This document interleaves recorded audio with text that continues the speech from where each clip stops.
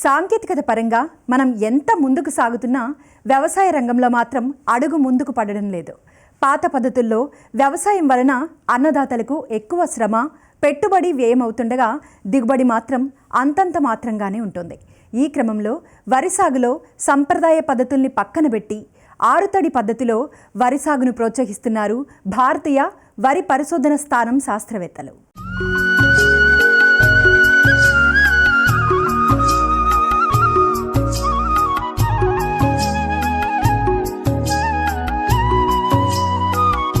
దేశంలో 14 కోట్ల ఎకరాల్లో వరి సాగవుతుండగా 150 మిలియన్ టన్నుల వరి ధాన్యం ఉత్పత్తి అవుతోంది. వరి ఉత్పత్తిలో మనం చైనాను దాటిపోయాం. తెలంగాణలోనే 17 మిలియన్ టన్నుల ధాన్యాన్ని ఉత్పత్తి చేస్తూ దేశంలోనే నంబర్ 1 రాష్ట్రంగా నిలిచింది. అయితే మనం కిలో వరి ధాన్యం పండించేందుకు 3 నుండి 5,000 లీటర్ల నీటిని ఖర్చు చేస్తున్నాం. కానీ చైనా వాళ్ళు కేవలం 1,500 నుండి 2,000 లీటర్లు మాత్రమే వినియోగిస్తున్నారు. మరోవైపు భూగర్భ జలాలు తగ్గిపోతున్నాయి. ఇటువంటి పరిస్థితుల్లో తక్కువ నీటితో అధిక దిగుబడినిచ్చే వరి రకాలను రూపొందిస్తున్నారు భారతీయ వరి పరిశోధనా స్థానం శాస్త్రవేత్తలు. ఇందుకోసం రైన్అవుట్ షెల్టర్స్ ఏర్పాటు చేసి కృత్రిమ కరువును సృష్టించి తక్కువ నీటితో పండే వరి రకాలను రూపొందిస్తున్నారు. మరోవైపు నేరుగా విత్తే వరి సాగుపై రైతులకు శిక్షణా కార్యక్రమాలు కూడా నిర్వహిస్తున్నారు. వరిని పండించడానికి అంటే 1 కిలో వరి ధాన్యాన్ని పండించడానికి సుమారు మనము 3,000 నుంచి 5,000 లీటర్ల నీటిని వినియోగిస్తున్నాం. అంటే మనం ఎంత పెద్ద మొత్తంలో నీటిని వినియోగిస్తున్నాం అనేది దీని ద్వారా తెలుస్తుంది. మన పక్క దేశాల్లో ముఖ్యంగా చైనా లాంటి దేశాల్లో కేవలం 1,500 నుంచి 2,000 లీటర్ల నీటిని ఉపయోగించి వరి ధాన్యాన్ని పండిస్తున్నారు.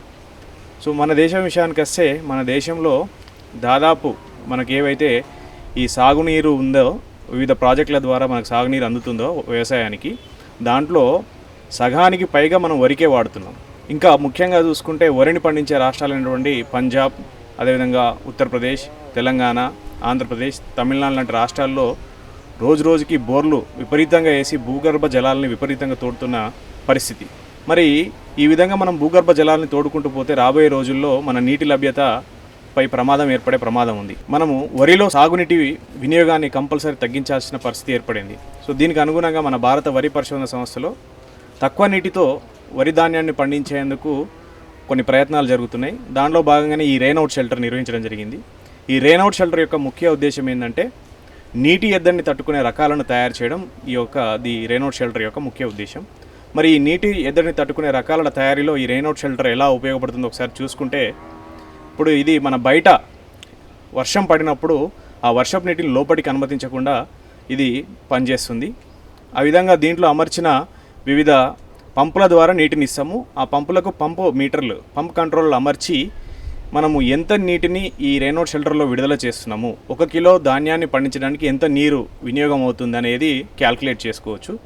ఈ విధంగా వివిధ రకాలను పరీక్షించి ఆ రకాల అభివృద్ధిలో ఒక్కో రకానికి ఎంత నీరు అవసరం అవుతుంది. అంటే ముఖ్యంగా దీంట్లో ఏంటంటే మనం ఆర్టిఫిషియల్గా కృత్రిమంగా కరువును క్రియేట్ చేసి ఆ కరువులో తక్కువ నీటితో పండించే రకాలను, అయితే తక్కువ నీటితో ఏ రకాలైతే పండుతుందో వాటిని ఐడెంటిఫై చేసి వాటి అభివృద్ధి పరిచి రైతు సోదరులకు అందించే దిశగా పరిశోధనలు జరుగుతున్నాయి. ముఖ్యంగా దీని ప్రధాన ఉద్దేశం ఏంటంటే తక్కువ నీటితో పండే రకాలను, నీటి ఎద్దడిని తట్టుకునే రకాలను తయారు చేసి రైతులకు అందించడం లక్ష్యంగా పెట్టుకొని మనం పరిశోధనలు చేయడం జరుగుతుంది.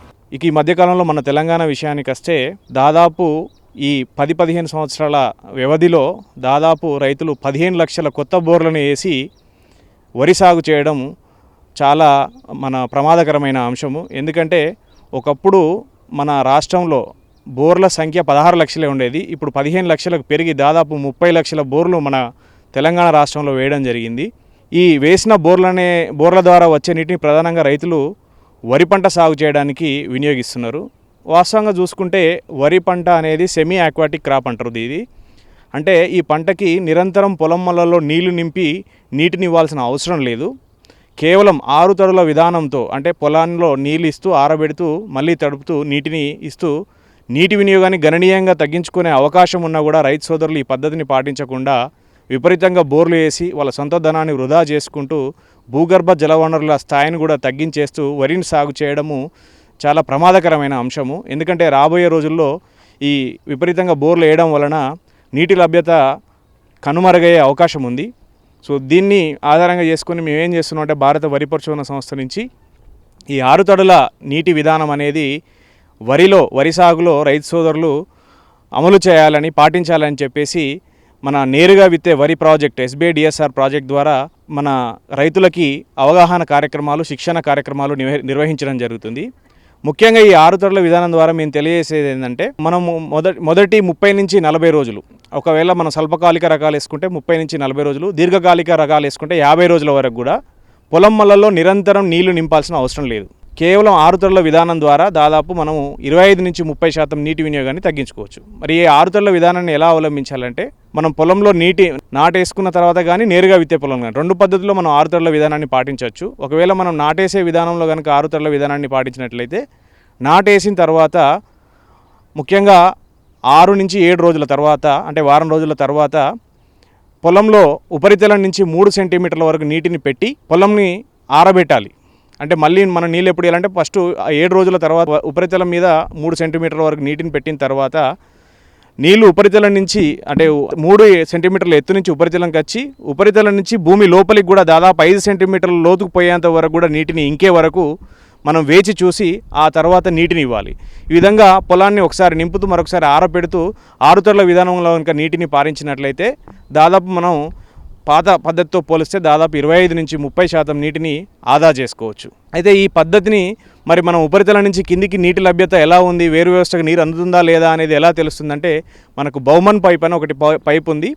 ఈ బౌమన్ పైపు దాదాపు 30 సెంటీమీటర్ల ఎత్తు ఉంటుంది, 15 సెంటీమీటర్ల వ్యాసం ఉంటుంది. ఈ బౌమన్ పైపుకి 30 సెంటీమీటర్లు అనుకున్నాం కదా, 15 సెంటీమీటర్ వరకు రంధ్రాలు చేసి ఉంటాయి, 15 సెంటీమీటర్లు మామూలుగా ఉంటుంది. ఈ 15 సెంటీమీటర్ల రంధ్రాలు ఏవైతే చేస్తున్నాయో ఆ 15 సెంటీమీటర్ల రంధ్రాలు చేసుకున్న ప్రాంతం వరకు ఈ పైపుని పొలంలో తోడి అంటే పెట్టాలి. పెట్టిన తర్వాత పైపు లోపల ఉన్న మట్టిని ఆ ఉపరితలం నేల ఉపరితలం వరకు లోపల ఉన్న మట్టిని తీసేయాలి.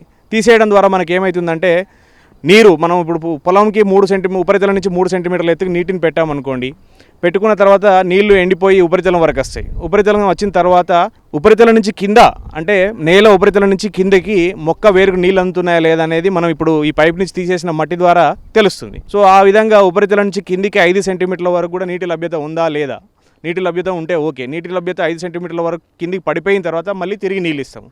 సో ఈ విధంగా ఆరుతడుల విధానంలో మనము నీటిని ఈ బౌమన్ పైప్ ద్వారా మన రైతు సోదరులు మానిటర్ చేసుకోవచ్చు.